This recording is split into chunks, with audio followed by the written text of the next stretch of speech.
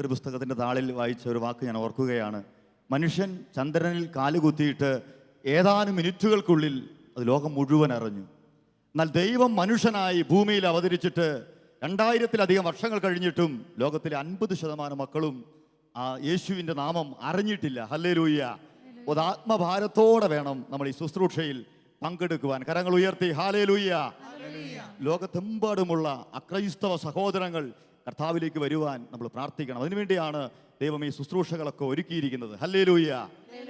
ജീവിത സാക്ഷ്യം നമ്മുടെ മുമ്പിൽ ഇന്ന് അവതരിപ്പിക്കുന്നത് ബ്രദർ രവി തോമസ് ആണ്. ഭരണങ്ങാനത്തുള്ള അസീസി ധ്യാനകേന്ദ്രത്തിലും സമീപ പ്രദേശങ്ങളിലും ശുശ്രൂഷ ചെയ്യുന്ന ഈ രവി തോമസിനെ നിങ്ങളുടെ എല്ലാവരുടെയും പേരിൽ ഈ കൂട്ടായ്മയിൽ യേശുവിൻ്റെ നാമത്തിൽ സ്വാഗതം ചെയ്യുകയാണ്. ഹല്ലേലൂയ.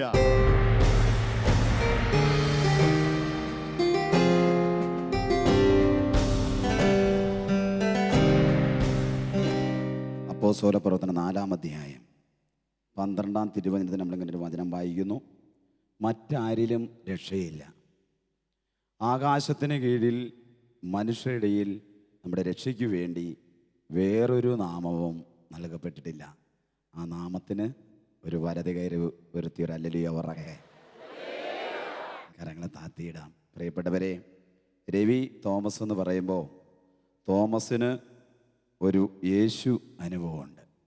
പറഞ്ഞേ ഹല്ലേലൂയ. ഈ ഒരു തിരുവചനമാണ് ഇന്ന് ഈ ശാലോം ടെലിവിഷനിൽ സ്റ്റേജിൽ എന്നെ നിർത്തുവാൻ കർത്താവ് കൊണ്ടുവന്നത്. ഒരു ധ്യാനം കൂടിയിട്ടോ ധ്യാനത്തിലിരുന്നിട്ടോ വിശ്വാസത്തിൽ വന്ന വ്യക്തിയല്ല രവി എന്നൊരു വ്യക്തി. എൻ്റെ വീട് തൊടുപുഴയ്ക്കടുത്ത് വെള്ളിയാമറ്റം എന്ന് പറഞ്ഞ സ്ഥലത്താണ്. തൊടുപുഴയിൽ നിന്ന് 16 കിലോമീറ്റർ ഉള്ളിൽ. ഞാൻ വിവാഹം കഴിച്ചതാണ്. ഭാര്യയും 2 കുട്ടികളുമുണ്ട്. മൂത്ത മോളാണ്. മോള് കൽക്കത്തയിൽ BSc നഴ്സിംഗ് കഴിഞ്ഞ് SPNS ചെയ്യുന്നു. രണ്ടാമത്തെ മോനാണ്. മോന് MCOM കഴിഞ്ഞ് ഇപ്പോൾ ഒരു ട്രെയിനിങ് നടത്തുന്നു. പ്രിയപ്പെട്ടവരെ, കഴിഞ്ഞ 21 വർഷങ്ങൾക്ക് മുമ്പ് ഒരു ഏകദിന കൺവെൻഷനിലൂടെ പോട്ടയ ആശ്രമത്തിൽ വെച്ച് ഈ തിരുവചനം മാംസം ധരിച്ചപ്പോൾ ആഴപ്പെട്ട ആത്മീയ ഒരു വിശ്വാസിയാക്കി കർത്താവ് മാറ്റി. പലധികാരത്തിൽ എന്ന് പറയാം. ഹല്ലേലൂയ. ശക്തിയോടെ പറയാം. അതുകൊണ്ട് പ്രിയപ്പെട്ടവരെ, ഇത് കേൾക്കുമ്പോൾ ഒരു വ്യക്തിക്ക് വിശ്വാസം വളരുക. റോമാക്കാർക്ക് എഴുതിയ ലേഖനം 10:17 വായിക്കുന്നു. ആകയാൽ വിശ്വാസം കേൾവിയിൽ നിന്നും, കേൾവി യേശുക്രിസ്തുവിനെ പറ്റിയുള്ള പ്രസംഗത്തിൽ നിന്നുമാണ്. അച്ഛനും അമ്മയും 10 പേരടങ്ങുന്ന ഒരു ദരിദ്രമായ കുടുംബം. ദരിദ്രമായ കുടുംബം എന്ന് പറയുമ്പോൾ ആകെ 5 സെൻറ്റ് സ്ഥലമേ ഉള്ളൂ. അതിനിപ്പോഴും പട്ടയമില്ല. പുറമ്പോക്കിലാണ് താമസിക്കുന്നത്. എൻ്റെ അപ്പച്ചൻ ഒരു യൂണിയൻ ചെത്തുതൊഴിലാളിയായിരുന്നു. നല്ലൊരു മദ്യപാനിയായിരുന്നു. അതുകൊണ്ട് പ്രിയപ്പെട്ടവരെ, എൻ്റെ വിദ്യാഭ്യാസം എന്ന് പറയുന്നത് ഞാൻ 5-ാം ക്ലാസ് വരെ പഠിച്ചു. 10ാമത്തെ വയസ്സിൽ പഠിത്തം നിർത്തി. മലയാള മനോരമ പേപ്പർ കൂട്ടി വായിക്കാൻ അറിയാൻ പാടില്ലാതെ. ഞങ്ങൾ 8 സഹോദരങ്ങളാണ്. പ്രിയപ്പെട്ടവരെ, 10ാമത്തെ വയസ്സിൽ പഠിത്തം നിർത്തുന്നു. 12ാമത്തെ വയസ്സിൽ പുകവലിക്ക് അടിമയാകുന്നു. 15ാമത്തെ വയസ്സിൽ 5ാമത്തെ ജ്യേഷ്ഠൻ്റെ കൂടെ നടന്ന് ചെത്തു പഠിക്കുന്നു. 15ാമത്തെ വയസ്സിൽ കള്ളുകുടിയും തുടങ്ങുന്നു. ഏകദേശം 21 വയസ്സ് പ്രായമായപ്പോൾ രവി ഒരു നമ്പർ 1 ചെത്തുതൊഴിലാളിയായി മാറി. എന്ന് പറഞ്ഞാൽ നമ്പർ 1 എന്ന് പറഞ്ഞാൽ നന്നായി കള്ളുണ്ടാക്കുന്നവൻ, നന്നായി കള്ളു കുടിക്കുന്നവൻ. 21 വയസ്സ് പ്രായമായപ്പോഴത്തേക്കും ഞാൻ എത്രമാത്രം കള്ളു കുടിക്കുന്നതെന്ന് എനിക്കറിയില്ല. 12 വയസ്സ് മുതൽ 21 വയസ്സ് വരെ എത്ര പ്രാവശ്യം ഞാൻ നാട് വിട്ടു പോയിട്ടെന്ന് ചോദിച്ചാൽ എന്നോട് ചോദിച്ചാൽ എനിക്ക് തന്നെ അറിയില്ല. കാരണം എൻ്റെ അപ്പച്ചനിൽ നിന്നോ അമ്മച്ചിയിൽ നിന്നോ സഹോദരങ്ങളിൽ നിന്നോ എനിക്ക് വേണ്ടത്ര സ്നേഹവും പരിഗണനയും കിട്ടിയില്ല. 21ാമത്തെ വയസ്സിൽ ഞാൻ നാട് വിട്ട് വന്നത് വയനാട് പുൽപ്പള്ളി എന്ന് പറഞ്ഞ സ്ഥലത്താണ്. 1978 എൻ്റെ 3ാമത്തെ ചേട്ടൻ നാട് വിട്ട് വന്ന് മാനന്തവാടി വന്നു. 1985 അവൻ പുൽപ്പള്ളി വരികയും അവൻ്റെ പേര് വിജയൻ എന്നാണ്. 1985 അവൻ ക്രിസ്തുവിനെ അറിഞ്ഞു, ക്രിസ്ത്യാനിയായി. വിജയനായിരിക്കുന്ന വ്യക്തി ജോൺസനായി മാറി. വലതി കരുത്തിൽ ഹല്ലേലൂയ പറയാം, ശക്തിയോടെ പറയാം. പ്രിയപ്പെട്ട സഹോദരങ്ങളെ, ഈ ജോൺസൺ എന്ന് പറയുക, എടാ രവി, നിനക്കൊരു ഈ ഷാപ്പിൽ ചെത്ത് മേടിച്ച് തരാം. സുൽത്താൻ ബത്തേരിയിൽ നിന്ന് പുൽപ്പള്ളി റൂട്ടിൽ ഇരളം എന്ന് പറഞ്ഞ നമ്പർ 1 ഷാപ്പിൽ രവി 21-ാമത്തെ വയസ്സിൽ പ്രിയപ്പെട്ടവരെ ചെത്ത് തുടങ്ങി. 30 ദിവസം കഴിഞ്ഞപ്പോൾ 40 ലിറ്റർ കള്ളായി. 21-ാമത്തെ വയസ്സിൽ ഒരു പെങ്കൊച്ചനോട് പറയുകയാണ്, എനിക്ക് ചേട്ടനെ വലിയ ഇഷ്ടമാണ്.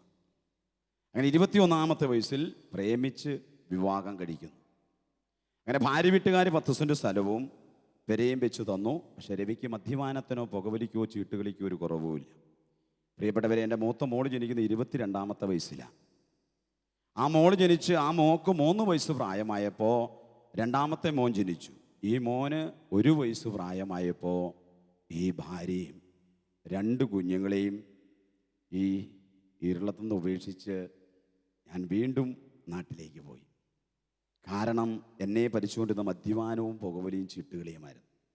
3 വയസ്സായ പെങ്കൊച്ചിൻ്റെ കാലേ കിടന്ന കൊലുസൂരി സുൽത്താൻ ബത്തേരി ജുവലറി കയറി വിറ്റിട്ട് എന്നെ സ്നേഹിച്ച് എൻ്റെ കൂടെ ഇറങ്ങി വന്ന ഈ ഭാര്യയോ 2 കുഞ്ഞുങ്ങളെയോ എനിക്ക് സ്നേഹിക്കാൻ സാധിച്ചിരുന്നില്ല.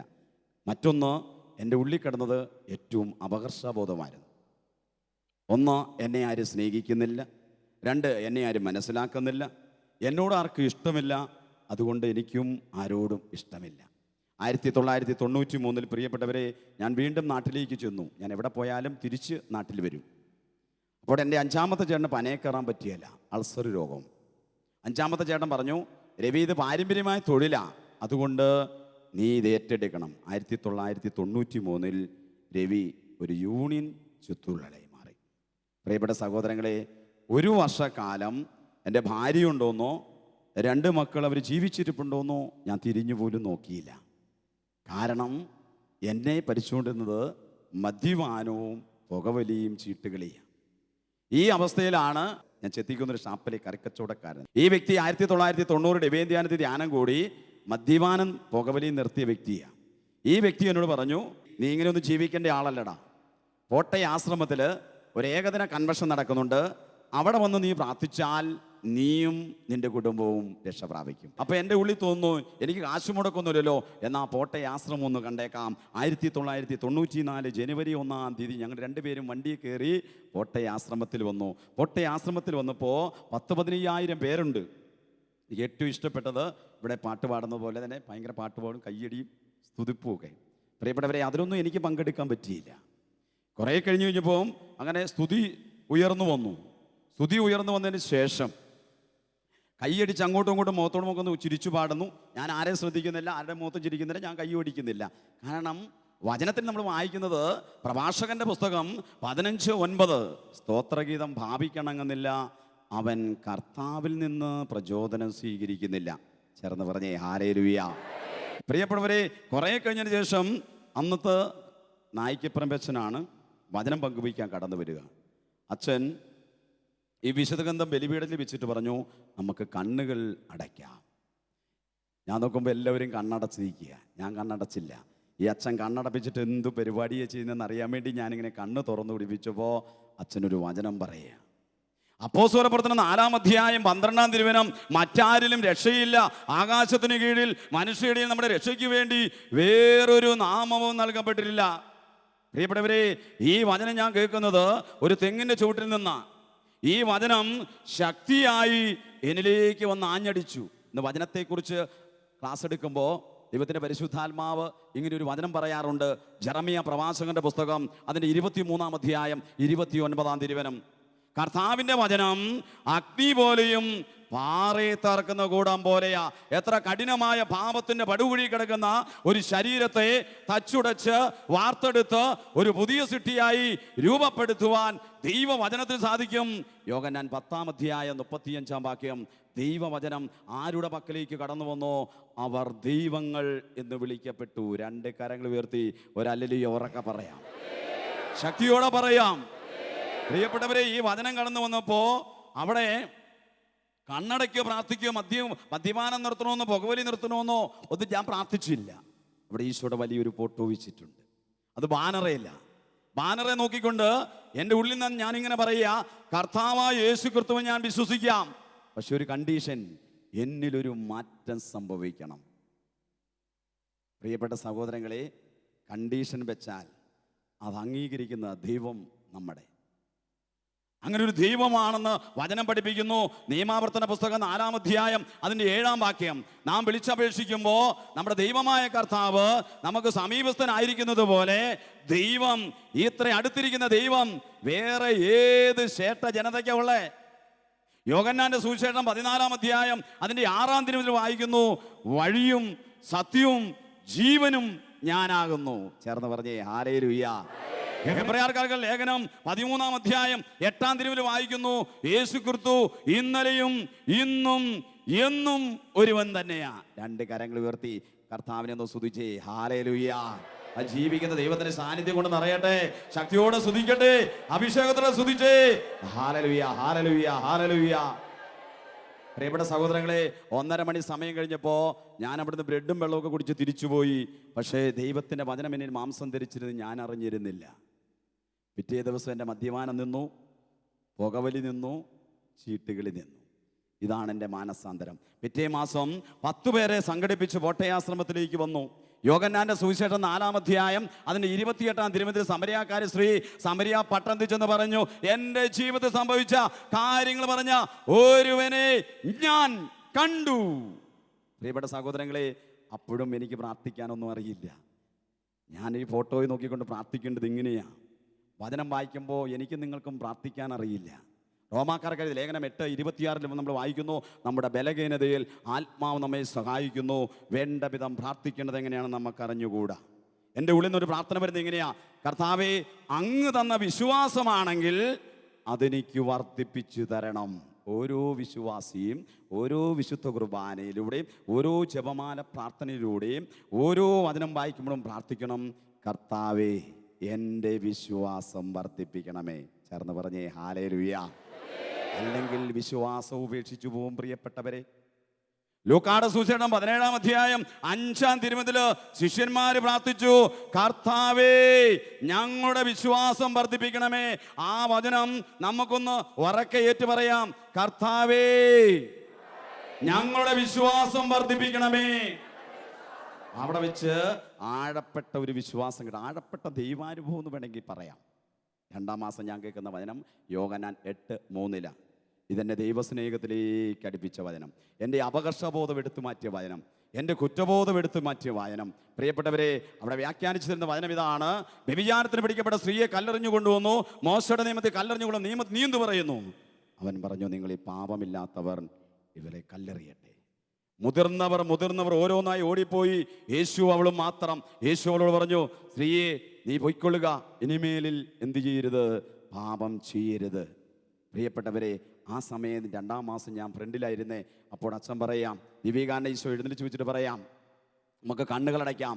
പ്രിയപ്പെട്ടവരെ, 26-ാമത്തെ വയസ്സിൽ ആദ്യമായിട്ടാണ് രവി കണ്ണടയ്ക്കുന്നത്. കണ്ണടച്ച് ഹൃദയത്തോട് ചേർത്ത് വെക്കുമ്പോൾ അച്ഛൻ സ്റ്റേജിൽ നിന്ന് പറയാ, നീ മദ്യപിക്കുമ്പോഴും നീ പുകവലിക്കുമ്പോഴും നിന്റെ അപ്പനും അമ്മയ്ക്കും നിനക്ക് വേണ്ടാത്തപ്പോഴും നിന്റെ ഭാര്യയ്ക്കും മക്കൾക്കും നിനക്ക് വേണ്ടാത്തപ്പോഴും ഈ ലോകത്ത് ആരെല്ലാം നിന്നെ ഉപേക്ഷിക്കുമ്പോഴും നിന്നെ സ്നേഹിക്കുന്ന, നിന്നെ മനസ്സിലാക്കുന്ന, നിന്നെ അംഗീകരിക്കുന്ന, നിന്നെ കുറ്റപ്പെടുത്താത്ത, നിന്റെ കൂടെയായിരിക്കുന്ന ഒരു ദൈവം ഉണ്ടെന്ന് നീ വിശ്വസിക്കുക.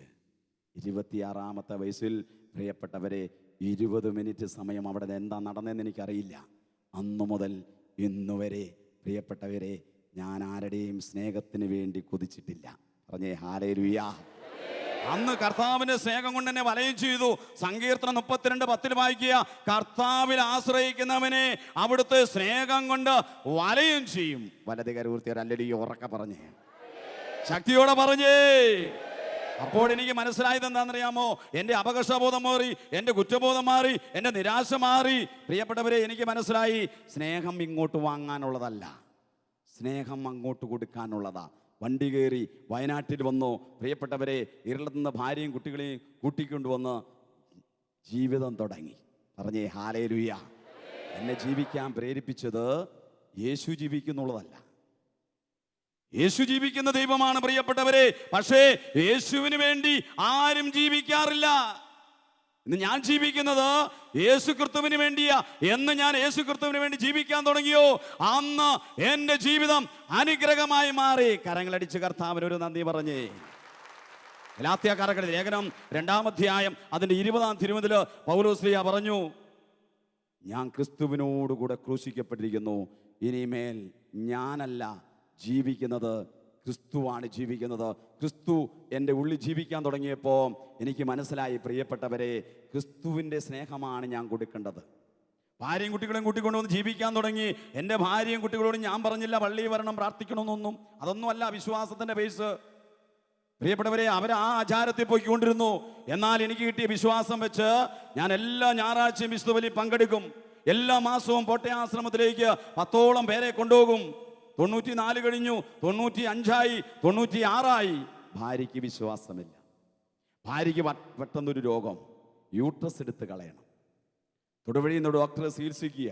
10 ദിവസമായിട്ട് 200 രൂപയ്ക്ക് മരുന്ന് വേണം. പ്രിയപ്പെട്ട സഹോദരങ്ങളെ, 2 മാസം കഴിഞ്ഞ് യൂട്രസ് എടുത്ത് കളയണം.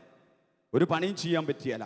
അപ്പോൾ എൻ്റെ ഭാര്യ എന്നോട് ചോദിക്കുക, ചേട്ടൻ പോട്ടയാശ്രമത്തിൽ പോയി വന്നതിന് ശേഷം മദ്യപാനമില്ല, പുകവലിയില്ല, ചീട്ടുകളിയില്ല, ഞങ്ങളോട് എന്തേ പോട്ടയാശ്രമത്തിൽ വരാൻ പറയാത്തത്? എൻ്റെ ഉള്ളിൽ പറഞ്ഞു, ഞാനിങ്ങനെ എൻ്റെ ഭാര്യയോട് പറഞ്ഞു, ഞാൻ പറഞ്ഞിട്ട് വരേണ്ടതല്ല നീ. എൻ്റെ ഭാര്യ എന്നോട് പറയുക, ഞാൻ അവിടെ ഒന്ന് പ്രാർത്ഥിച്ചാൽ എനിക്ക് സൗഖ്യം കിട്ടൂ. പ്രിയപ്പെട്ടവരെ, എൻ്റെ ഉള്ളിൽ ആരോ പറയുന്നത് പോലെ തോന്നി. കാരണം അന്ന് പരിശുദ്ധാത്മാവ പറയുന്നതെന്ന് എനിക്കറിയില്ല. ഇന്നാണെങ്കിൽ എനിക്കറിയാം പരിശുദ്ധാത്മാവാ പറഞ്ഞത്. എൻ്റെ ഉള്ളിൽ പറയാ, നീ അവിടെ വന്ന് പ്രാർത്ഥിച്ചാൽ കർത്താവ് നിന്നെ പേര് ചൊല്ലി സൗഖ്യം തരും. പ്രൈസ് ദി ലോർഡ് പറഞ്ഞേ ഹല്ലേലൂയ. 1996 നവംബർ മാസം 29-ാം തീയതി എൻ്റെ ഭാര്യയുടെ പേര് തങ്കമണി ഞങ്ങൾ 10 പേരാണ് പോട്ടയാശ്രമത്തിൽ രോഗശാന്തി ബൈബിൾ കൺവെൻഷൻ നടക്കുക നായിക്കപ്പറമ്പച്ചൻ്റെ. പ്രിയപ്പെട്ടവരെ, ആ കൺവെൻഷൻ ഒന്ന് പ്രാർത്ഥിക്കുമ്പോൾ ഞാൻ മറ്റൊന്നും പ്രാർത്ഥിച്ചില്ല. കർത്താവേ, നീ സഖ്യവൂസിനെ പേര് ചൊല്ലി വിളിച്ചല്ലോ. നീ പേര് ചൊല്ലി വിളിക്കുന്ന ദൈവമല്ലേ, എനിക്ക് വിശ്വാസം തന്നല്ലോ. എന്നാൽ എൻ്റെ ഭാര്യ വിശ്വസിക്കുകയില്ല. എൻ്റെ ഭാര്യയെ നീ പേര് ചൊല്ലി വിളിക്കണം. ചേർന്ന് പറഞ്ഞേ ഹല്ലേലൂയ. 3:30 മണി സമയത്ത് നായ്ക്കപ്പറമ്പച്ചൻ സ്റ്റേജെന്ന് വിളിച്ച് പറയാ, തങ്കമണി എന്ന് പറഞ്ഞ സഹോദരിയുടെ ഗർഭമാത്ര അസുഖം കർത്താവ് എടുത്തു മാറ്റുന്നു, ഓപ്പറേഷൻ വേണമെന്ന് പറഞ്ഞിരിക്കുന്നതാ. വലതുകരൂർത്തിൽ അല്ലൊരു ഉറക്ക പറഞ്ഞേ. ആ തങ്കമണി ഇന്ന് മേരിയായി നിങ്ങളുടെ ഇടയിൽ ഇരിപ്പുണ്ട്. പ്രിയപ്പെട്ടവരെ, പറഞ്ഞേ ഹല്ലേലൂയ. അപ്പൊ എനിക്ക് മനസ്സിലായി, പേര് ചൊല്ലി വിളിക്കുന്ന ഒരു ദൈവം നമുക്കുണ്ട്. യെശയ്യാ പ്രവാചകന്റെ പുസ്തകം 49-ാം അധ്യായം 16-ാം വാക്യം, നിന്റെ പേര് എൻ്റെ ഉള്ളംകൈ രേഖപ്പെടുത്തി അന്ന് ഞാൻ പൊട്ടയാശ്രമത്തിൽ വെച്ച് കരഞ്ഞു. പ്രിയപ്പെട്ടവരെ, ഞങ്ങൾ തിരിച്ചുപോയി. ചാലക്കുടി കഴിയുമ്പോൾ 10 പേര് വണ്ടിയിലുണ്ട്. അവിടെയുള്ള ചേച്ചിമാർക്കെല്ലാം അറിയാം തങ്കമണിക്ക് യൂട്രസ് മുടയാണെന്ന്. വണ്ടിയിൽ നിന്ന് ചേച്ചിമാർ ചോദിച്ചു, തങ്കമണിയുടെ അസുഖമാണല്ലോ കർത്താവ് എടുത്തു മാറ്റിയേ. ഉടനെ തങ്കമണി വണ്ടിയിലിരുന്ന് പറയാ, 10-15,000 പേരുണ്ട്, അവിടെ എത്ര തങ്കമണിമാർ കാണും? പേര് ചൊല്ലി വിളിച്ചിട്ട് പോലും തങ്കമണിക്ക് വിശ്വസിക്കാൻ പറ്റുന്നില്ല. പ്രിയപ്പെട്ടവരെ, അന്നും ഇന്നും ഞാൻ അവിശ്വസിച്ചിട്ടില്ല. കാരണം അവിശ്വാസി ദൈവം പ്രവർത്തിക്കത്തില്ല. യോഹന്നാന്റെ സുവിശേഷം 20-ാം അധ്യായം 27-ാം വാക്യം, ആ വചനം നമുക്കൊന്ന് ഏറ്റു പറയാം. അവിശ്വാസിയാകാതെ എന്ന് പറഞ്ഞേ, വിശ്വാസിയായിരിക്കുക. അപ്പൊ വിശ്വാസിയില ദൈവം പ്രവർത്തിക്കുന്നേ. അവിശ്വാസി ദൈവം പ്രവർത്തിക്കത്തില്ല. അല്പവിശ്വാസി ദൈവം പ്രവർത്തിക്കത്തില്ല. അന്ധവിശ്വാസി ദൈവം പ്രവർത്തിക്കത്തില്ല. മനുഷ്യന് 3 വിശ്വാസമുണ്ട് പ്രിയപ്പെട്ടവരെ. ആത്മീയ വിശ്വാസത്തെക്കാളും കൂടുതൽ 1 അന്ധവിശ്വാസം, 2 അവിശ്വാസം, 3 അല്പവിശ്വാസം. നിയമാവർത്തന പുസ്തകം 18-ാം അധ്യായം 13-ാം തിരുവചനം നമ്മൾ വായിക്കുക, നിന്റെ ദൈവമായ കർത്താവിന്റെ മുമ്പിൽ നീ കുറ്റമറ്റവനായിരിക്കണം. 2 കരങ്ങൾ ഉയർത്തി ഹല്ലേലൂയ ഉറക്കെ പറഞ്ഞേ, ശക്തിയോടെ പറഞ്ഞേ. പ്രിയപ്പെട്ടവരെ, അതെൻ്റെ ഭാര്യയാണെന്ന് തന്നെ ഞാൻ വിശ്വസിച്ചു. അങ്ങനെ 3 ദിവസം കഴിഞ്ഞ് തൊടുപുഴ ഞങ്ങൾ ചെക്കപ്പിനായിട്ട് ചെല്ലുമ്പോൾ ഡോക്ടർ ചെക്കപ്പ് ചെയ്തിട്ട് ഞങ്ങളോട് പറയാ, നിങ്ങൾക്കെന്തോ വലിയ ദൈവാനുഗ്രഹമുണ്ട്, യൂട്രസ് മുടയില്ല, ഇതിനി മരുന്നേ കഴിക്കണ്ട. കരങ്ങളടിച്ച് കർത്താവിനോട് നന്ദി പറഞ്ഞേ. കർത്താവിൻ്റെ വചനം ജീവിക്കാൻ തുടങ്ങിയപ്പോൾ സ്നേഹം ഒഴുകാൻ തുടങ്ങി. അങ്ങനെ സ്നേഹിച്ചപ്പോൾ എന്ത് സംഭവിച്ചു? 5 സെന്റ് സ്ഥലവും പെരയും പോയി. ഭാര്യയുടെ കഴുത്തെ കടന്നു പോയി, കാതി കടന്നു പോയി, കയ്യെ കടന്നത് പോയി. അങ്ങനെ അപ്പനും അമ്മയും സ്നേഹിച്ച് 9 മാസക്കാലം അപ്പനും അമ്മയുടെ കൂടെ നിന്നു. പ്രിയപ്പെട്ടവരെ, 9 മാസം കഴിഞ്ഞപ്പോൾ അപ്പന് രോഗമായി, അമ്മയ്ക്ക് രോഗമായി. അവർക്ക് വേണ്ടി 50,000 രൂപ കടം മേടിക്കേണ്ടി വന്നു. 9 മാസം കഴിഞ്ഞപ്പോൾ അപ്പച്ചനും അമ്മച്ചിയും മതം സ്വീകരിച്ചതിൻ്റെ പേരിൽ ഒരു 6:45 മണി സമയത്ത് ഞങ്ങൾ വീട്ടിൽ നിന്ന് ഇറങ്ങി പോരേണ്ടി വന്നു. 7 മണിക്ക് സമയത്ത് വീട്ടിലിറങ്ങി നിൽക്കുമ്പോൾ എൻ്റെ ഭാര്യ എന്നോട് പറഞ്ഞു, അന്നേ ഞാൻ പറഞ്ഞതാ ഈ അപ്പനും അമ്മയും നോക്കാൻ പോയാൽ ഇങ്ങനെ ഇരിക്കും. ഞാൻ എൻ്റെ ഭാര്യയുടെ മുഖത്ത് നോക്കി ഇങ്ങനെ പറഞ്ഞു. പ്രഭാഷകന്റെ പുസ്തകം 3-ാം അധ്യായം 3-ാം തിരുവചനം മേരി ഇങ്ങനെ വായിക്കുന്നു: പിതാവിനെ ബഹുമാനിക്കുന്നവൻ തൻ്റെ പാപത്തിന് പാചകം ചെയ്യുന്നു, മാതാവിനെ മഹത്വപ്പെടുത്തുന്നവൻ ഭൂമി നിക്ഷേപം കൂട്ടിവെക്കുന്നു. എൻ്റെ ഭാര്യ എൻ്റെ മുഖത്ത് നോക്കി പറഞ്ഞു, നിക്ഷേപം കൂട്ടിവെച്ചോളാൻ പറഞ്ഞു. എല്ലാം നഷ്ടപ്പെട്ട് റോട്ടിലിറങ്ങി കഴിയുമ്പോൾ പ്രഭാഷകൻ 3:3 ഭാര്യയോട് പറഞ്ഞാൽ, പ്രിയപ്പെട്ടവരെ, ഒരു ഭാര്യയ്ക്കും അത് ബോധിക്കത്തില്ല. അങ്ങനെ 300 കൊടുത്ത് വാടകയ്ക്കായി, 50,000 രൂപ കടം, 22,000 രൂപ ബ്ലേഡിന് കടം, 2,200 പലിശ കൊടുക്കണം. ഈ സമയത്ത് 1998-99 വാർഷിക വരുമാനം ഞാൻ ചെത്തിനകത്ത് തുടരുക 1,04,000 രൂപ. ഈ ജോലി ആ സമയത്ത് ആർക്കെങ്കിലും കൊടുത്താൽ അന്ന് 1,00,000 രൂപയോളം കിട്ടും. 98-99 വാർഷിക വരുമാനത്തിൽ ഒരു വർഷം ഞാൻ ബോണസ് മേടിച്ചിരിക്കുന്നത് 19,800 രൂപ. ഒട്ടയാശ്രമത്തിൽ ഏകദിന ധ്യാനം കൂടുമ്പോൾ 5.5 വർഷം കഴിഞ്ഞ് വിശ്വാസത്തിൽ വന്നിട്ട് എൻ്റെ തമ്പുരാൻ സ്വർഗത്തിൽ നിന്നൊരു സ്വരം തന്നു, മോനെ, ചെയ്യേണ്ട നന്മ എന്താണെന്ന് അറിഞ്ഞിട്ടും ചെയ്യാതിരിക്കുന്നതാടാ പാപം. പറഞ്ഞേ ഹല്ലേലൂയ. ഒന്ന്, നീ കഴിക്കുന്നില്ല, നീ അനേകരെ കഴിപ്പിക്കുന്നു, അനേക കുടുംബജീവിതം നശിപ്പിക്കുന്നു. ഇത് നീ എനിക്ക് വേണ്ടി ഉപേക്ഷിച്ചാൽ ഞാൻ നിന്നെ മനുഷ്യരെ പിടിപ്പിക്കുന്നവരാക്കാം. വലതുകരത്തിൽ അല്ലടി ഉറക്ക പറഞ്ഞേ. പ്രിയപ്പെട്ടവരെ, യൂണിയൻ ചെത്ത് കത്തി കർത്താവിൻ്റെ കയ്യിലേക്ക് 1999 ജൂൺ മാസം 5-ാം തീയതി വലിച്ചെറിഞ്ഞു കൊടുത്തു. കരങ്ങളടിച്ച് കർത്താവിനൊരു നന്ദി പറഞ്ഞേ. കത്തി വലിച്ചെറിഞ്ഞു കൊടുത്തിട്ട് നേരെ ഭവനത്തിലേക്കുന്നു. ഭാര്യയോട് പറഞ്ഞപ്പോൾ ഭാര്യ പറയാ, ഞാൻ ജോലിയൊക്കെ രാജിവെച്ചു. ഭാര്യ പറഞ്ഞു, എന്തിനാ ഇങ്ങോട്ട് പോന്നേ? പോരുന്ന വഴിക്ക് ഒരു മുടി കയറും കൂടെ മേടിച്ചുകൊണ്ട് പോലാൻ മേലായിരുന്നു. പ്രിയപ്പെട്ടവരെ, 2 കുഞ്ഞുങ്ങളും ബാലഭവനിലായി. ബാലായത് യേശുക്രിസ്തുവിനെ സ്വീകരിച്ചു കഴിഞ്ഞപ്പോ വിശ്വാസം പതറാൻ തുടങ്ങി. നമ്മളൊക്കെ പറയാറുണ്ട്, എന്തൊരു പരീക്ഷണമാണ് ദൈവം. പ്രിയപ്പെട്ടവരെ, വചനം പഠിക്കുമ്പോൾ വചനത്തിൽ നമ്മൾ കാണുന്നില്ല ദൈവം ഒരു വ്യക്തിയെ പരീക്ഷിക്കുന്നതായിട്ട്. യാക്കോബിന്റെ ലേഖനം 1-ാം അധ്യായം 12-ാം തിരുവചനം നമ്മൾ വായിക്കുന്നത് ഇങ്ങനെയാ: പരീക്ഷകളെ ക്ഷമയോടെ സഹിക്കുന്നവൻ ഭാഗ്യവാൻ. ചേർന്ന് പറഞ്ഞേ ഹല്ലേലൂയ. പരീക്ഷകളെ അതിജീവിച്ചു കഴിയുമ്പോൾ ദൈവം വാഗ്ദാനം ചെയ്ത് ജീവന്റെ കിരീടം കൊടുക്കും. പരീക്ഷിക്കപ്പെടുമ്പോൾ നിങ്ങൾ ദൈവത്താലാണ് പരീക്ഷിക്കപ്പെടുന്നത്. ഒരുവൻ പോലും പറയാതിരിക്കട്ടെ, കാരണം ദൈവം ആരെയും പരീക്ഷിക്കുന്നില്ല. കരങ്ങളടിച്ച് കർത്താവിനൊരു നന്ദി പറഞ്ഞേ. പക്ഷേ ഒന്ന് കർത്താവ് ചെയ്യും, എൻ്റെയും നിങ്ങളുടെയും വിശ്വാസത്തെ അളന്നു നോക്കും. എൻ്റെ നിങ്ങളുടെ വിശ്വാസത്തെ അളന്നു നോക്കുമ്പോൾ, പ്രശ്നങ്ങളും പ്രതികൂല സാഹചര്യങ്ങളും ഞാനും നോക്കുമ്പോൾ, പ്രിയപ്പെട്ടവരെ, ഞാനും നിങ്ങളും വിശ്വാസിയല്ല, അവിശ്വാസി, അല്പവിശ്വാസിയായി പോകുന്നു. പറഞ്ഞേ ഹല്ലേലൂയ. പ്രിയപ്പെട്ടവരെ, കഷ്ടപ്പാടുകൾ കടന്നു വന്നു. ആ ജോലി രാജിവെച്ചിട്ട് പ്രിയപ്പെട്ടവരെ, ഞാൻ പ്രൈം ബ്രോസ് കറി പൗഡറിൻ്റെ കമ്പനിയിൽ ഡ്രൈവറായി. 96 ഡ്രൈവിംഗ് പഠിച്ച് ലൈസൻസ് എടുത്തിട്ടുണ്ടായിരുന്നു. അങ്ങനെ ആ വണ്ടി ഓടിക്കാൻ പോയാൽ എനിക്ക് കിട്ടുന്നത് വെറും 110 രൂപ. 60 രൂപ ചെലവിന് പോകും, പോയിട്ട് 50 രൂപ.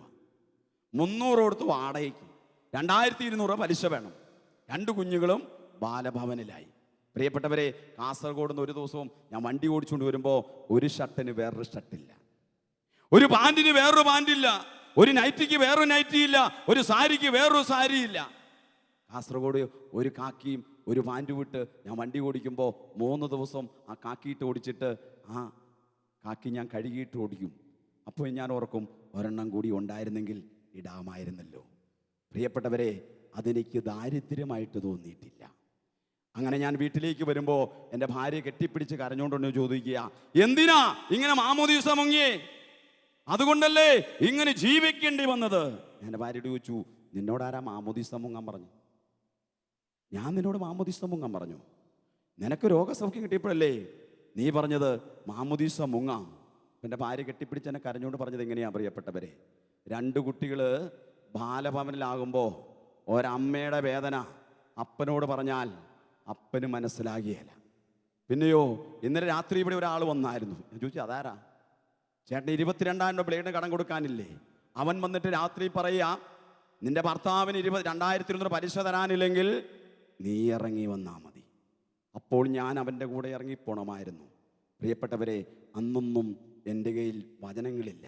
ഒരേ ഒരു കാര്യം മാത്രമേ ഞാൻ എൻ്റെ ഭാര്യയോട് കെട്ടിപ്പിടിച്ച് പറഞ്ഞുള്ളൂ: കർത്താവ് അറിയാതെ നമ്മുടെ ജീവിതത്തിലൊന്നും സംഭവിക്കത്തില്ല. കഷ്ടതയുടെ നാളുകളിൽ എന്നെയും നിങ്ങളെ ഉപേക്ഷിച്ചു പോകുന്ന ഒരു ദൈവത്തിലല്ല പ്രിയപ്പെട്ടവരെ ഞാനും നിങ്ങളെ വിശ്വസിക്കുന്നത്. സങ്കീർത്തനം 120 അധ്യായം 1 തിരുവചനം വായിക്കുന്നു: കഷ്ടതയുടെ നാളുകളിൽ ഞാൻ കർത്താവിനെ വിളിച്ചപേക്ഷിച്ചു, അവിടുന്ന് എനിക്ക് ഉത്തരമരുളി. 2 കരങ്ങൾ ഉയർത്തി ഒരു ഹല്ലേലൂയ ഉറക്കെ പറഞ്ഞേ, ശക്തിയോടെ പറഞ്ഞേ. അങ്ങനെ എല്ലാവരാലും കൈവിട്ടു പ്രിയപ്പെട്ടവരെ.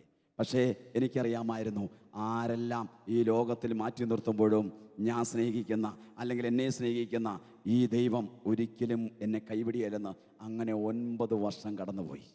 9 വർഷം ആരും മനസ്സിലാക്കില്ല പ്രിയപ്പെട്ടവരെ. കഴിഞ്ഞ ദിവസം ദിവികാരൻ്റെ സന്നിധിയിൽ അസിസി ധ്യാന മന്ദിരത്തിൽ 9 വർഷമായി പരിശുദ്ധാത്മാഭിഷേക ധ്യാനത്തിനും ആന്തരിക സൗഖ്യത്തിനും സഹായിക്കാൻ തുടങ്ങിയിട്ട് പ്രിയപ്പെട്ടവരെ, അന്ന് ഇവിടെ കഴിഞ്ഞ 2 വർഷങ്ങൾക്ക് മുമ്പ് ഈ സ്റ്റേജിൽ അസിസി ടീമുമായിട്ട് വന്നെന്ന് ഒരു പ്രൈസ് ഫെലോഷിപ്പ് നടത്തി. അത് ലണ്ടനിൽ നിന്ന് കണ്ടിട്ട് ഒരു ചേച്ചി വിളിച്ച് പറഞ്ഞു: രവി തോമസ് ബ്രദറെ, ഞങ്ങൾ ശാലോം ടി വി കൂടെ ഒരു പ്രോഗ്രാം കണ്ടായിരുന്നു, വളരെ മനോഹരമായിരിക്കുന്നു കേട്ടോ, ഇനി എന്നാ വരുന്നേ? ഞാൻ പറഞ്ഞു എനിക്കറിയില്ല. അന്ന് ഞാൻ ദിവികാരൻ്റെ സന്നിധി പോയിന്ന് പൊട്ടിക്കരഞ്ഞു പ്രിയപ്പെട്ടവരെ. ഒരു കാലത്ത് കള്ളും കുടിച്ച് ചീട്ടും കളിച്ച് കാനയ്ക്കകത്ത് കിടന്ന ഒരു വ്യക്തിയെ ദൈവം വിലയിട്ടപ്പോൾ പ്രിയപ്പെട്ടവരെ, മനുഷ്യൻ ബലകൽപ്പിക്കാൻ തുടങ്ങി. ദൈവം പറയുന്ന ഓരോ വാക്കുകളും യെശയ്യാ 43:4 നീ എനിക്ക് ബലപ്പെട്ടവനും ബഹുമാനനും പ്രിയങ്കരനും അമൂല്യനുമാണ്. ചേർന്ന് പറഞ്ഞേ ഹല്ലേലൂയ. കഷ്ടപ്പാടുകളും ദുരിതങ്ങളും കടന്നു വന്നപ്പോ പ്രിയപ്പെട്ടവരെ, യേശുവിനെ ഉപേക്ഷിച്ചു പോകുകയല്ല ചെയ്യേണ്ടത്, യേശുവിനോട് ചേർന്ന് നിൽക്കണം. യാക്കോബിന്റെ ലേഖനം 4 അധ്യായം 8 തിരുവചനം വായിക്കുന്നു: നിങ്ങൾ ദൈവത്തോട് ചേർന്ന് നിൽക്കുമ്പോൾ അവിടുന്ന് നിങ്ങളോടും ചേർന്ന് നിൽക്കും. 9 വർഷം കഴിഞ്ഞപ്പോൾ എൻ്റെ തമ്പുരാനോട് പറഞ്ഞു: മോനെ, നീ തുറക്കടാ, നിനക്ക് ആവശ്യമായതെല്ലാം ഇതിൽ എഴുതി വെച്ചിട്ടുണ്ടാ. പ്രിയപ്പെട്ടവരെ, തുറന്നപ്പോൾ കിട്ടിയ വചനം ജോബ് 42:10. ജോബ് തൻ്റെ സ്നേഹിതർക്ക് വേണ്ടി പ്രാർത്ഥിച്ചപ്പോൾ ജോബിനുണ്ടായിരുന്നതെല്ലാം ഇരട്ടിയായി കൊടുത്തു. എൻ്റെ പ്രശ്നങ്ങൾ മാറ്റിവെച്ചു, വീടില്ലാത്തത് മാറ്റിവെച്ചു. പ്രിയപ്പെട്ടവരെ, ഇടവകയിൽ, വെള്ളിയാമറ്റം ഇടവകയിൽ ഒരു കൂട്ടായ്മ തുടങ്ങി, മറ്റുള്ളവർക്ക് വേണ്ടി പ്രാർത്ഥിക്കാൻ തുടങ്ങി. ചേർന്ന് പറഞ്ഞേ ഹല്ലേലൂയ. ആ നിമിഷം തന്നെ മാമോദീസ സ്വീകരിച്ചതിൻ്റെ പേരിൽ വീട്ടിൽ നിന്ന് എന്നെ, എൻ്റെ ഭാര്യയും 2 കുട്ടികളെയും ഇറക്കി വിട്ട 80 വയസ്സായിരിക്കുന്ന എൻ്റെ അപ്പച്ചനും 75 വയസ്സായിരിക്കുന്ന അമ്മയും ഞങ്ങളെവിടെ മാമോദീസ മുങ്ങിയോ ആ ദേവാലയത്തിൽ മാമോദീസ മുങ്ങി 2 പേരും മരിച്ച് സ്വർഗത്തിൽ പോയി. ശക്തിയോടെ കരങ്ങളടിച്ചേ. കഴിഞ്ഞ 9 വർഷക്കാലം രവി പ്രവർത്തിച്ചത് കുടുംബത്തിലാ. അതുകൊണ്ടാണ് വചനം പഠിപ്പിക്കുന്നത്, 1 തിമോഥെയോസിന്റെ ലേഖനം 5 അധ്യായം 8 വാക്യം: ഒരുവൻ തൻ്റെ കുടുംബത്തിൻ്റെയും സ്വന്തക്കാരുടെയും കടമകൾ നിറവേറ്റുന്നില്ലെങ്കിൽ അവൻ വിശ്വാസം തേച്ചവനും അവിശ്വാസിയേക്കാൾ ഹീനനുമാ. ചേർന്ന് പറഞ്ഞേ ഹല്ലേലൂയ. കത്തോലിക്ക മതബോധന ഗ്രന്ഥം നിത്യജീവനിൽ ഞങ്ങൾ വിശ്വസിക്കുന്നു 13ാമത്തെ ഖണ്ഡികയിൽ ഇങ്ങനെ ഒരു പ്രത്യേകത കൊടുത്തിട്ടുണ്ട് പ്രിയപ്പെട്ട, ഒരു വാക്യം കൊടുത്തിട്ടുണ്ട് 274 പേജിൽ: നിന്റെ വിശ്വാസ പ്രമാണം നിനക്കൊരു കണ്ണാടിയായിരിക്കട്ടെ. നീ വിശ്വസിക്കുന്നുണ്ടോ എന്ന് പറയുന്നതെല്ലാം വിശ്വസിക്കുന്നുണ്ടോ എന്ന് അതിൽ തന്നെ നോക്കിക്കാണുക. നിന്റെ വിശ്വാസത്തിൽ നീ ഓരോ ദിവസവും സന്തോഷിക്കുക. കത്തോലിക്ക സഭ എന്നെ നിങ്ങളെ ഉത്ബോധിക്കുന്നത് ഇങ്ങനെയാ: നമ്മുടെ വിശ്വാസത്തിൽ എത്ര പേർക്ക് സന്തോഷിക്കാൻ പറ്റും? പറഞ്ഞേ ഹല്ലേലൂയ. എപ്പോഴാണ് പ്രിയപ്പെട്ടവരെ വിശ്വാസത്തിൽ സന്തോഷിക്കുന്നത്? വിശ്വാസം പരീക്ഷിക്കപ്പെടുമ്പോൾ. യാക്കോബിന്റെ ലേഖനം 1:2 വായിക്കുക: എൻ്റെ സഹോദരങ്ങളെ, വിവിധ പരീക്ഷകൾ നിങ്ങൾ അകപ്പെടുമ്പോൾ സന്തോഷിക്കുമിൽ, എന്തെന്നാൽ വിശ്വാസം പരീക്ഷിക്കപ്പെടുമ്പോഴാ അതിൽ സ്ഥിരത ലഭിക്കുന്നത്. വലതുകാരി ഓർത്തിട്ട് ഹല്ലേലൂയ ഉറക്കെ ശക്തിയോടെ പറഞ്ഞേ.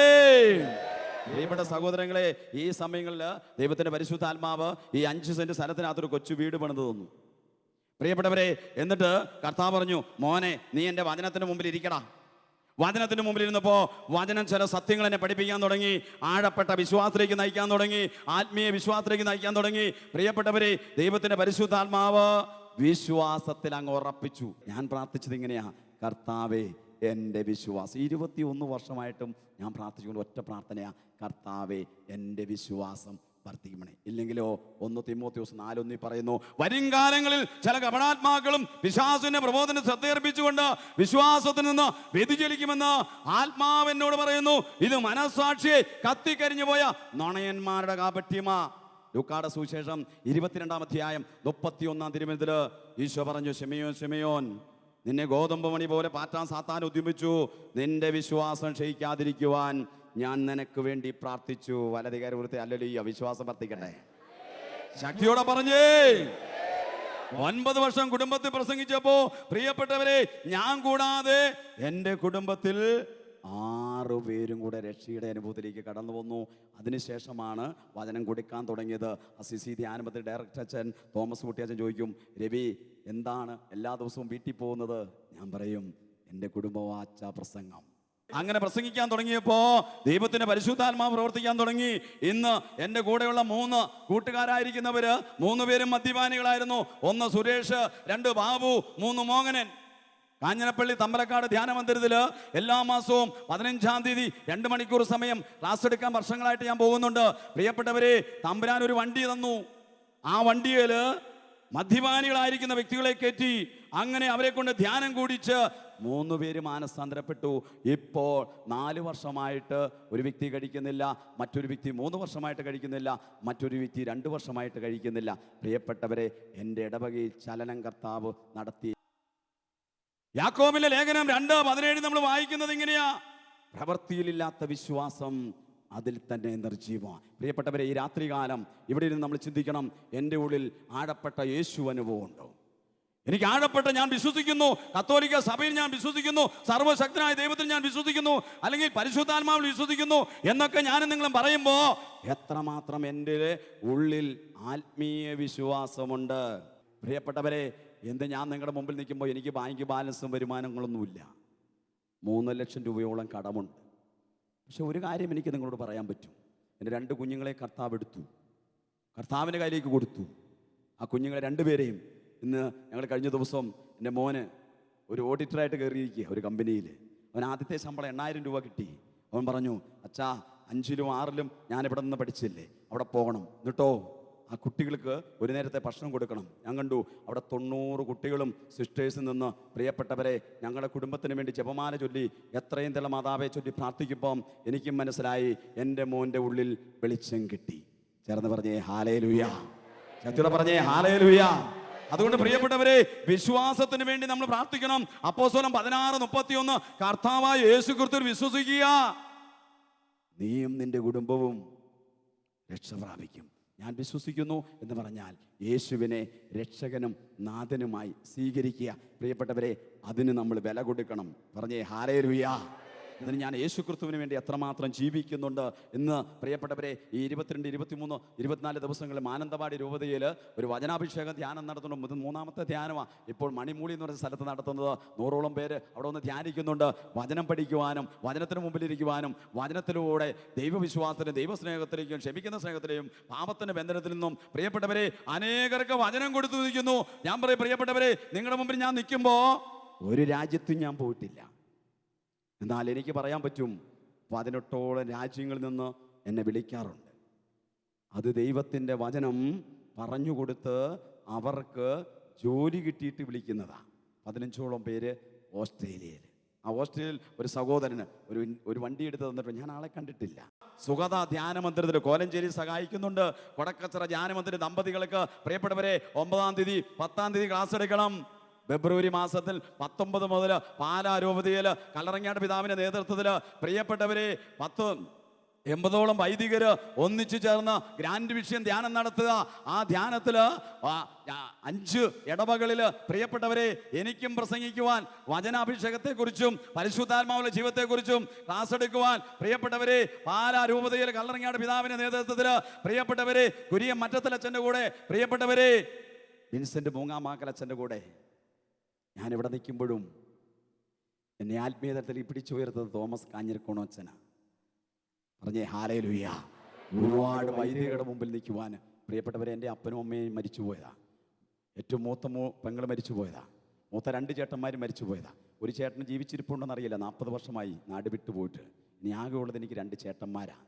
പ്രിയപ്പെട്ട സഹോദരങ്ങളെ, അപ്പോഴും എനിക്ക് ഒത്തിരി ആത്മീയ ഗുരുക്കന്മാരെ കർത്താവ് തന്നു. ഒത്തിരി ആത്മീയ ഗുരുക്കന്മാരുടെ കൂടെ പ്രിയപ്പെട്ടവരെ ഹൈദരാബാദിലും ഗുജറാത്തിലും ഒക്കെ ധ്യാനിപ്പിക്കുവാൻ പോകാൻ കർത്താവ് ഒരു വലിയ അവസരമൊരുക്കി. ഹെബ്രായർക്കാരുടെ ലേഖനം 11-ാം അധ്യായം 6-ാം തിരുവചനം, വിശ്വാസമില്ലാതെ ദൈവത്തെ പ്രസാദിപ്പിക്കുക സാധ്യമല്ല. ദൈവസന്നിധിയിൽ ശരണം പ്രാപിക്കുന്നവൻ ദൈവമുണ്ടെന്നും ദൈവത്തെ അന്വേഷിക്കുന്നവർക്ക് പ്രതിഫലം നൽകണം. നിങ്ങളുടെ മുമ്പിൽ നിൽക്കുമ്പോൾ ഇട്ടിരിക്കുന്ന ഷർട്ടും പാൻറ്റും കയ്യെ കെട്ടിക്കുന്ന വാച്ച് പോലും എൻ്റേതല്ല പ്രിയപ്പെട്ടവരെ, അത് കർത്താവിൻ്റെതാ. പക്ഷെ ഒരു കാര്യം എനിക്ക് നിങ്ങളോട് പറയാൻ പറ്റും, ഒന്നുമില്ലെങ്കിലും എൻ്റെ തമ്പുരാൻ എല്ലാം ഉള്ളവനെ പോലെ കൊണ്ട് നടക്കുന്നു. കരങ്ങളടിച്ച് കർത്താവിന് നന്ദി പറഞ്ഞേ ഹല്ലേലൂയ. അതുകൊണ്ട് പ്രിയപ്പെട്ടവരെ, അനേകർക്ക് ദൈവത്തിൻ്റെ വചനവും അനേകർക്ക് വിശ്വാസത്തിൽ പതറുമ്പോൾ വിളിച്ചു ചോദിക്കാറുണ്ട്. വിശ്വാസം പതറുമ്പോൾ എന്താണ് ചെയ്യേണ്ടതെന്ന് ചോദിച്ചാൽ ദൈവത്തിൻ്റെ വചനത്തിന് മുമ്പിൽ ഞാനും നിങ്ങൾ വിരിക്കണം. അതുകൊണ്ടാണല്ലോ നമ്മുടെ ഫ്രാൻസിസ് പാപ്പാപ്പ വിശ്വാസത്തിന്റെ വെളിച്ചമെന്ന ചാക്ര ലേഖനത്തിലൂടെ നമുക്കൊരു വചനം തരുന്നത്. യോഹന്നാൻ 12-ാം അധ്യായം 46-ാം തിരുവചനം, എന്നിൽ വിശ്വസിക്കുന്നവൻ അന്ധകാരത്തിൽ വസിക്കാതിരിക്കേണ്ടതിന് വെളിച്ചമായി ഞാൻ ലോകത്തിലേക്ക് വന്നിരിക്കുന്നു.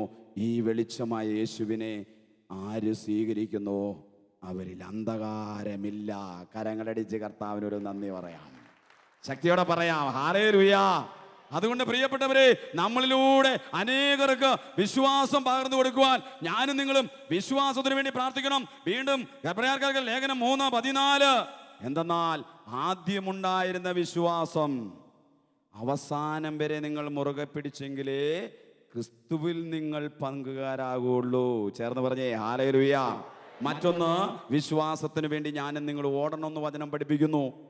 2 തിമോഥെയോസിന്റെ ലേഖനം 4-ാം അധ്യായം 7-ാം വാക്യം, ഞാൻ നന്നായി പൊരുതി എൻ്റെ ഓട്ടം പൂർത്തിയാക്കി എൻ്റെ വിശ്വാസം കാത്തു. വിശ്വാസത്തിന് വേണ്ടി ഞാനും നിങ്ങളും ഓടണം. മറ്റൊരു തരത്തിൽ പൗലോസ്ലീഹ എഴുതി വെച്ചിരിക്കുന്നു, ഒരു ദൈവ പൈതല് 2 കാര്യങ്ങൾ ചെയ്യണമെന്ന്. റോമാക്കാർക്ക് ലേഖനം 10:9, യേശു കർത്താവാണെന്ന് അതരം കൊണ്ട് ഏറ്റുപറയും, ദൈവം അവനെ മരിച്ചവൻ ഉയർപ്പിച്ചുവെന്ന് നീ ഹൃദയത്തിൽ വിശ്വസിക്കുകയും ചെയ്താൽ നീ രക്ഷ പ്രാപിക്കും. 2 കരങ്ങൾ ഉയർത്തി ഒരു ഹല്ലേലൂയ ഉറക്കെ പറഞ്ഞേ. ഈ വിശ്വാസം ആത്മീയ വിശ്വാസം നിറയപ്പെടാൻ വേണ്ടി കരങ്ങൾ ഉയർത്തി എല്ലാവരും ഒന്ന് സ്തുതിച്ചേ ഹല്ലേലൂയ. സ്വരമുയർത്തി ശക്തിയോടെ സ്തുതിച്ചേ, അഭിഷേകത്തോടെ സ്തുതിച്ചേ ഹല്ലേലൂയ ഹല്ലേലൂയ ഹല്ലേലൂയ ഹല്ലേലൂയ. കാണുന്നു ഞാൻ വിശ്വാസത്താൽ, ഹല്ലേലൂയ. വിശ്വസിച്ച് പ്രാർത്ഥിച്ചേ. ആത്മീയ വിശ്വാസം നിറയപ്പെടട്ടെ, ഭൗതിക വിശ്വാസം മാറിപ്പോകട്ടെ. ഹല്ലേലൂയ ഹല്ലേലൂയ. ദൈവത്തിൽ അടിയുറച്ച് കർത്താവേ ഞങ്ങൾക്കൊരു വിശ്വാസം തരണമെന്ന് പ്രാർത്ഥിച്ചേ. ഹല്ലേലൂയ ഹല്ലേലൂയ ഹല്ലേലൂയ ഹല്ലേലൂയ. ഞങ്ങൾ അവിശ്വാസം, അന്ധവിശ്വാസം, അല്പവിശ്വാസം കർത്താവേ ഞങ്ങളിൽ നിന്ന് എടുത്തു മാറ്റണമേ. സ്വരമുയർത്തി സ്തുതിച്ചേ ശക്തിയോടെ ഹല്ലേലൂയ ഹല്ലേലൂയ ഹല്ലേലൂയ ഹല്ലേലൂയ ഹല്ലേലൂയ. കർത്താവേ ഈ മക്കൾ ഞങ്ങൾ അവിടുത്തെ വിശ്വാസത്താൽ എല്ലാ മക്കളും നിറയപ്പെടട്ടെ. ഹല്ലേലൂയ. കണ്ണുകളടച്ച് 2 കരങ്ങൾ സ്വർഗ്ഗത്തിലേക്ക് ഉയർത്തി വിശ്വാസം കൊണ്ട് നിറയാൻ വേണ്ടി പ്രാർത്ഥിക്കട്ടെ. നീ കർത്താവാണെന്നും നീ ദൈവമാണെന്നും ഞാൻ വിശ്വസിക്കുന്നു, ഞാൻ പ്രഖ്യാപിക്കുന്നു. സ്വരമുയർത്തി പാടാം. നീ കർത്താവാണെന്നും വിശ്വസിക്കുന്ന കർത്താവേ പ്രഖ്യാപിച്ചുകൊണ്ട് പാടിക്കേ. യേശുവേ എന്ന് വിളിച്ച്, യേശുവേ രക്ഷകാ കർത്താവേ നാഥനെ. അവിശ്വാസം നീങ്ങിപ്പോകട്ടെ. ഒരിക്കൽ കൂടി, യേശുവേ രക്ഷ. എല്ലാ മക്കൾക്കും വേണ്ടി ഒരിക്കൽ കൂടി വിളിച്ച് പ്രാർത്ഥിച്ചേ. യേശുവേ രക്ഷകാ. ഞാനും എൻ്റെ കുടുംബം രക്ഷ പ്രാപിക്കട്ടെ. എല്ലാവരും ഒന്ന് എഴുന്നേറ്റ് നിന്ന് 2 കരങ്ങൾ ഉയർത്തി യേശുവേ എന്ന് വിളിക്കുന്നു. സഖ്യൗസിന്റെ ഭവനത്തിലേക്ക് കടന്നു വന്ന കർത്താവ് നമ്മുടെ ഭവനത്തിലേക്ക്, വിശ്വാസമില്ലാത്ത അവസ്ഥയിലേക്ക് കർത്താവ് കടന്നു വരട്ടെ. 2 കരങ്ങൾ ഉയർത്തി ശക്തിയോടെ വിളിക്കട്ടെ. യേശുവേ രക്ഷകാ. ഓ കർത്താവേ, കരങ്ങൾ ഉയർത്തി, കണ്ണുകൾ അടച്ച് കരങ്ങൾ ഉയർത്തി അടിച്ച് പാടിക്കേ. കരങ്ങൾ ഉയർത്തി അടിച്ച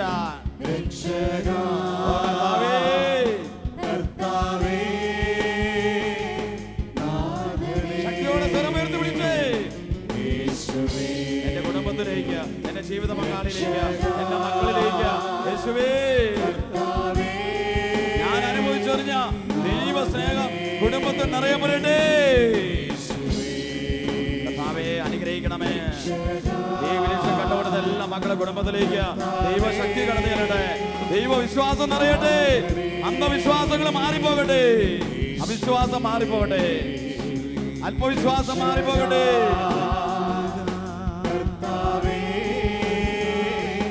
കരങ്ങൾ ഉയർത്തി സ്വരമുയർത്തി ഹൃദയത്തിൽ നിന്ന് വിളിക്കുന്നു. വലിയ പ്രവാചകന്റെ വിശ്വാസം, അബ്രഹാമിന്റെ, ഇസ്ഹാക്കിന്റെ, യാക്കോബിന്റെ വിശ്വാസം. കർത്താവേ, യേശുവേ, രക്ഷകാ, കർത്താവേ,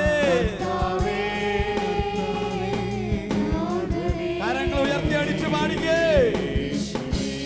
വലിയ അഭിഷേകത്തോടെ ആത്മീയ വിശ്വാസം നിറയട്ടെ. കുടുംബങ്ങളിലേക്ക് ദൈവശക്തി കടന്നു ചെല്ലട്ടെ. യേശുവേ,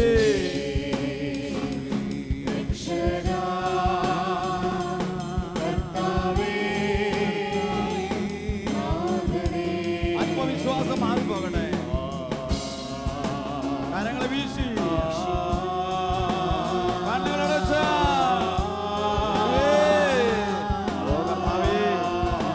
രക്ഷിക്കണമേ കർത്താവേ. സഭയോട് ചേർന്ന് ഞങ്ങൾ പ്രാർത്ഥിക്കുന്നു. പാപ്പായോട് ചേർന്ന് പ്രാർത്ഥിക്കുന്നു. സഭാപിതാക്കന്മാരോട് ചേർന്ന് പ്രാർത്ഥിക്കുന്നു. യേശുവേ,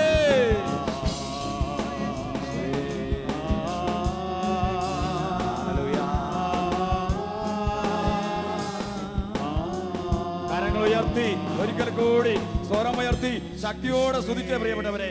ഹല്ലേലൂയ, ഹല്ലേലൂയ. അഭിഷേകം നിറയട്ടെ. ആത്മീയ വിശ്വാസം നിറയട്ടെ. Hallelujah, hallelujah.